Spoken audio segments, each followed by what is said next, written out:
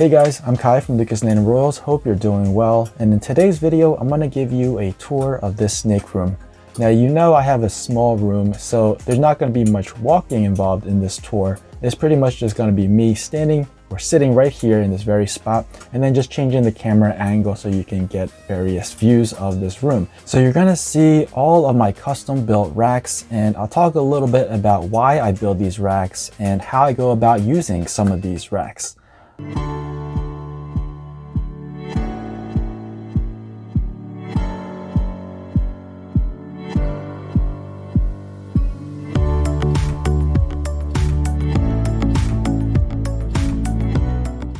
Today, as I was going through and cleaning the tubs, also getting ready to switch some of them from cocoa back to paper, it kind of dawned on me that I never really showed off this room in its entirety.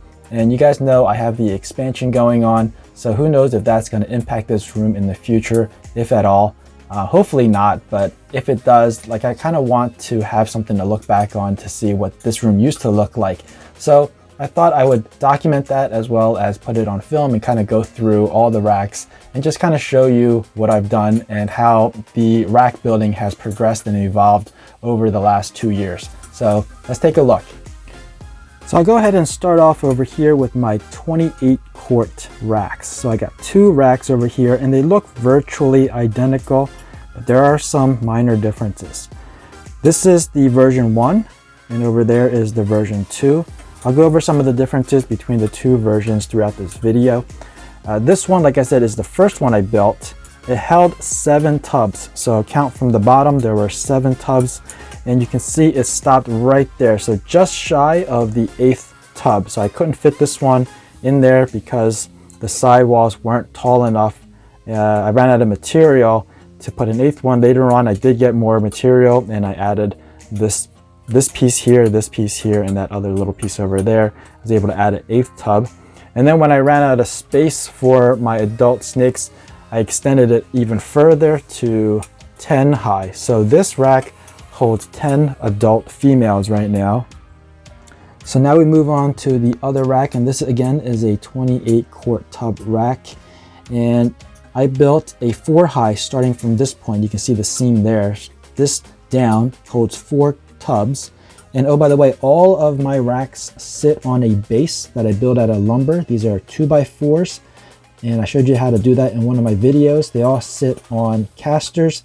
The 2 in the front, you can see all the front wheels have locks. The ones in the back don't have locks. So this was a 4 high. I showed you how to build this in one of my videos. Then I built another 4 to sit on top of that. I also showed you how to do this in my videos. So now it became an 8 high, but because there is a pipe there, I wasn't able to extend it to a 10 high like I did with the first rack that I showed you. So these are 28 quart tubs, and you can see how they taper out from the bottom to the top. You can see there's a bit of an angle. So I found these other tubs that are more vertical. So that means they take up less space. And because they take up less space, I was able to use these for my top 2 shelves. So now this is, again, a full 10 high. But of course, these are smaller to accommodate for the pipe. Now that you've seen a couple of these snake racks, I want to pause and kind of explain a little bit about custom building your own racks and what was important to me when considering whether I should build them or buy them. Well, the number 1 reason, and it's number 1 because it's on a lot of people's minds, is the cost. It's much cheaper for me to build my own. A sheet of PVC at my local Home Depot, and by the way, my Lowe's now carries it, is $68 to $76. So with that, 1 sheet can build a 8 tall rack for 28 quart tubs. So that's pretty impressive. And the second reason has to do with timing. I've heard stories where somebody orders a rack and is expecting it on a certain day, but then it gets delayed for a week, for 2 weeks, for a month. And I just can't deal with that. There's all types of reasons why it got delayed, but I don't really want to hear it. I don't want to deal with it. So that's another reason why I build my own. It's going to be on my time, on my schedule. And if it's delayed, then it's my fault and I can control that to a certain degree. So that's why I build my own. And by the way, it doesn't really require that much skills nor a large collection of tools. Go ahead and check out some of my DIY videos if you want to learn how I do them. So if I happen to be surfing around on Morph Market for a particular snake, and I know I only have space for 1 or 2, but I find maybe 4 snakes that I like, I can just go ahead and order all 4, run to Home Depot, build a new rack, and then I'm all set to house 4 new snakes. So the third reason why I build my own is I want to be able to maximize the usage of space. I have a little bit of space here and I want to be able to use every little inch of it. So I'm going to tackle this from 3 different angles. Number 1, vertical space. So you saw with the 2 racks I showed you, the first one started off as a 7 high and then I kept adding to it, ultimately going to a 10 high. With the second rack I showed you, it started off as a 4 high, then I added 4 more levels to it and then 2 more levels to it, also totaling a 10 high. Nowadays, a lot of these rack builders also have included modularity into their design, so they're also able to provide you the ability to stack racks upon racks upon racks, either stacking 1 or 2 or 3 or 4 depending on the rack builder and the designs that they come up with.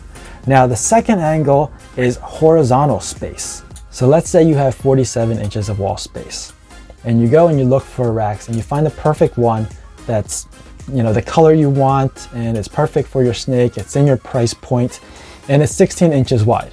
Well, you can't get 3 of them because if you place all 3 side by side by side, that's going to total 48 inches and you only have 47. So at most you can only get 2 to place side by side. Now obviously you can go up, but we're just talking about horizontal usage of space. So you can only get 2 and you're going to be wasting 15 inches of space unless you can find something else to put in there. So by building them myself, I can find tubs that fit my needs, and that way I can build them to pretty much whatever dimensions I want. So the third angle to this third reason is the ability to build around obstacles. So the example I showed you earlier right here, I have an obstacle, which is this pipe, and I want to extend this rack up taller. And I'm able to do that by building around this obstacle.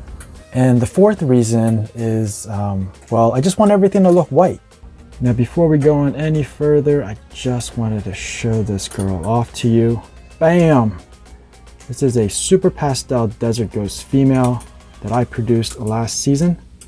And man, she looks awesome. So clean. All right, just wanted to show off. So next to my 28 quart tub racks are a few more racks. Up here I have a hatchling rack, and this holds 18 tubs.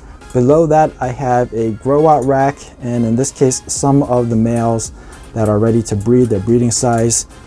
Those males are actually with the females, which is why you see some of them are empty. These are all empty, and I'm actually taking this opportunity to change them out from cocoa to paper. And below that, I have a pull-out table, and this is pretty cool. Like that. And then below that again is another grow-out rack. Again, it holds 12. So let me show you the difference between version 1 and version 2. So what I'm showing you here is the corner of a version 1 rack. And this happens to be the very first rack that I ever built. I actually think this design is very versatile, meaning that it holds these 12 quart, maybe they're 16. I think they're 12, let's just call them 12. It holds these 12 quart tubs, and this is a good size for a hatchling. I actually started my hatchlings in here, put in a hide, let them feel more secure, and as they get a little bit bigger, I can take out the hide, and then as the snake outgrows this tub, what I can do is take out 2 of these and insert a 28 quart tub. So this slot right here can hold either 2 12 quart tubs or 1 28 quart tub. So back to this corner. So the way I joined it is I have this piece butt up against the side panel, and it's held in together by, I think, 3 or 4 screws. Same way these interior shelves are joined together to the side panel. Okay, they butt up and get held in by 3 or 4 screws. Now the difference between the top panel and the interior panel is that the interior panel holds the weight of the tub and whatever's in it, which is not a lot of weight. All that weight gets transitioned to the screws. The top panel might have more weight sitting on top of it. So you might put your incubator on top, you might put a TV if you want some entertainment in your room, whatever you can think of, you might be placing that on top. Now you're probably saying, oh, look at all the stuff that you have on top of this and it seems to be holding fine. Well, that's not absolutely true. Everything on top is not sitting on top of this panel. They're sitting on the side panels. So there's actually feet on the side that are sitting on top of the side panel. So all that weight is transitioned to the side, down to the frame and into the wheels and into the floor. So what I've done is changed up the design a little bit. It's a really small change. I'll show you what that looks like. So now you're looking at the corner to a version 2 rack. And all I've done different is I've cut the top panel to be a little bit longer than the version 1 and the side panels to be a little bit shorter than the version 1s. So now the top can sit on top of the side panels.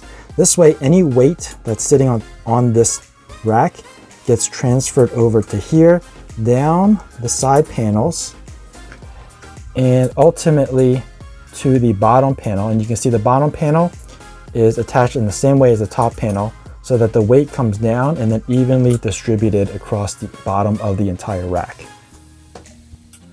This right here is another 28 quart tub rack. And this I consider to be my Frankenstein rack. If you've been following me on my DIY builds, you'll know that at one point I built a 41 quart tub rack and it was pretty massive. Took up a lot of material and a lot of time, a lot of effort, but ultimately I didn't need it. So I broke it down and I converted it into this 28 quart tub rack.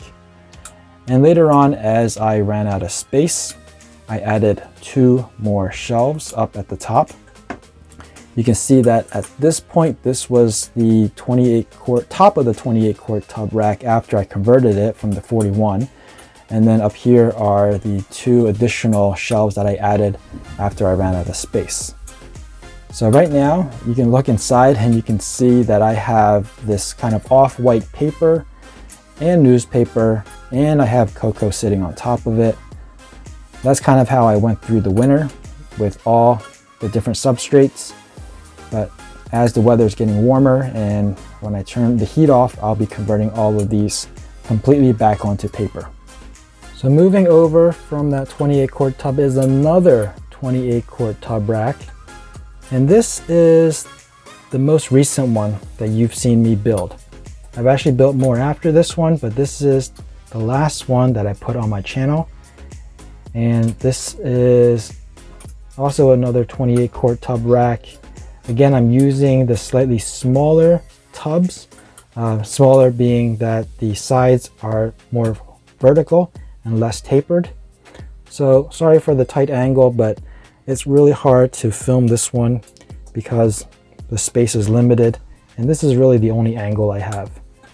All right, so before I contort myself into a pretzel, let's move on to the next rack. This is my hatchling rack, also my hatchling wall, because this pretty much takes up the entire wall.